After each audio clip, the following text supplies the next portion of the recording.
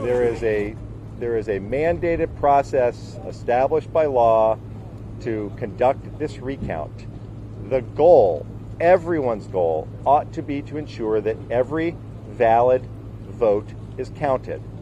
That's how you respect the will of the voters. What we saw over the weekend, starting Thursday with the governor's press conference and continuing right on through the weekend with statements from the governor and Senator Rubio and President Trump, is an attempt to undermine people's faith in what's happening in Florida and ultimately undermine people's faith in our democracy. That's the wrong approach. It's a dangerous approach. What we ought to be doing is let the process play out, make sure that every valid vote is counted, and then we live with the results. Governor Scott, let me be clear about one more thing. There is at this point no fraud. There's no evidence of fraud, not according to the Secretary of State, not according to the Florida Department of Law Enforcement, not according to the monitors. There is no fraud here. What there is a years-long attempt by Governor Scott, that Governor Scott has spent trying to use his power to manipulate the outcome of elections.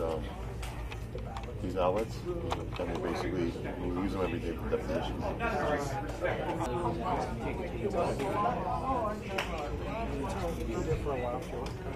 But what we've seen now in the governor's decision to try to use his own state police to seize the counting machines before this election is even over is another terrible example of the way that he's trying to use his power to influence the outcome of the election by trying to prevent votes from being counted.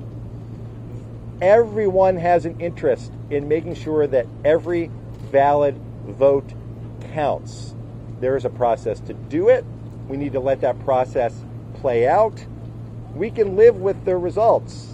The problem is the governor apparently has, because he's seen his lead shrink by close to 80%, is nervous about what those results might be.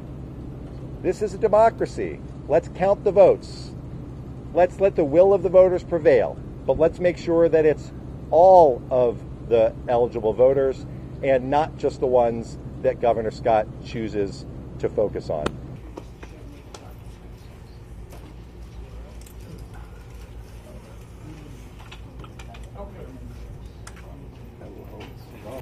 Florida's not the only state in America that's still counting votes.